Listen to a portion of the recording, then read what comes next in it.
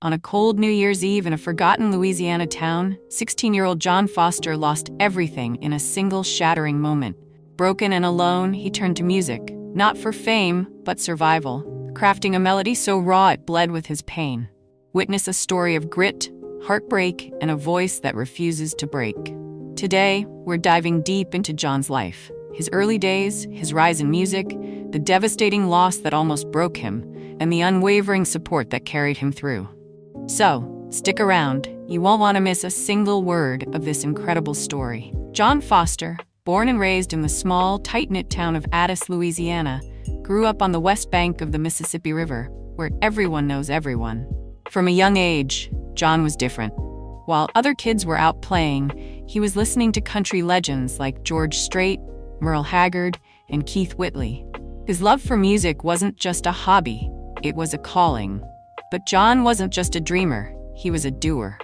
In 2024, he graduated as valedictorian from Brusley High School, proving that he could excel in both academics and his passion. Now, as a freshman at LSU, he's balancing college life with a music career that's taking off faster than anyone could have imagined. John's musical journey officially began at 16 in 2022, when he picked up a guitar and started writing songs to express the emotions he struggled to put into words. His style? Neo-traditional country, a throwback to the greats with a modern twist. His warm, mature voice quickly caught attention, and by 2022, he'd already won the Traditional Songwriter Award from Showtreff International in Germany for his heartfelt song, Someone to Sing To. He wasn't just performing in local bars, he was sharing stages with icons like John Schneider and Doug Stone, learning from the best and honing his craft. But it wasn't just talent that set John apart, it was his faith.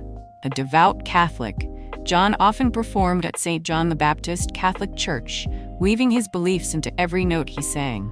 His community adored him, and when he auditioned for American Idol in 2025, they rallied behind him like family. During his audition, John didn't just bring his voice, he brought a taste of Louisiana, gifting the judges Cajun food. It was a small gesture, but it spoke volumes about his roots and the pride he carried for his hometown. As John advanced through the competition, his performances became more than just songs, they were stories. He covered classics like Randy Travis's I Told You So, but it was his original music that truly captivated audiences. One song in particular stood out, Tell That Angel I Love Her. This wasn't just another track, it was a raw, emotional tribute to his best friends, Maggie Dunn and Gill, who tragically lost their lives in a car accident on New Year's Eve 2022. The accident shook John to his core.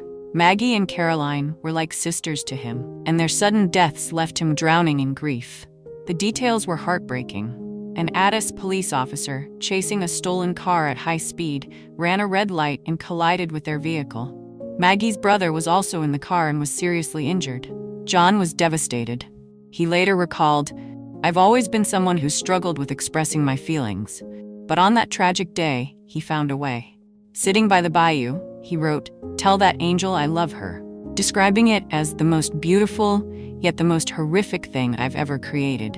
When he performed it on American Idol during the Top 20 episode with Maggie's mom in the audience, there wasn't a dry eye in the house. It was more than a performance. It was a moment of healing, a testament to the power of music to mend even the deepest wounds.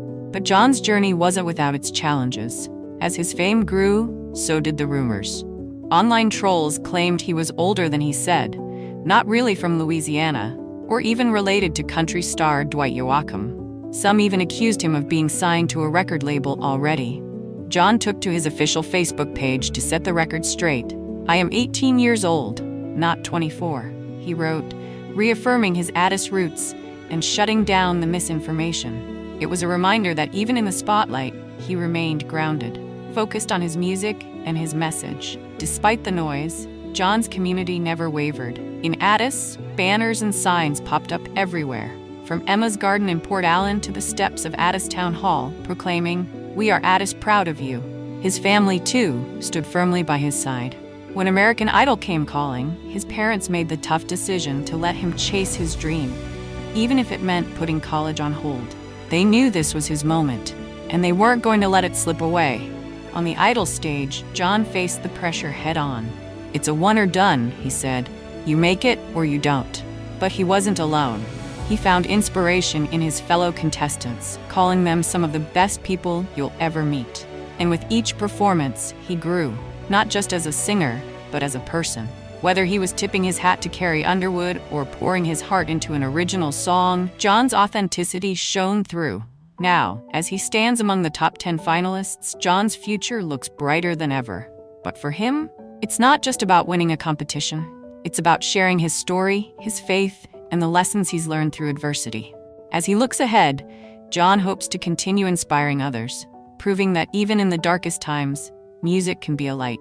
His legacy, he hopes, will be one of hope, resilience, and the unwavering belief that no matter what life throws at you, there's always a song to sing.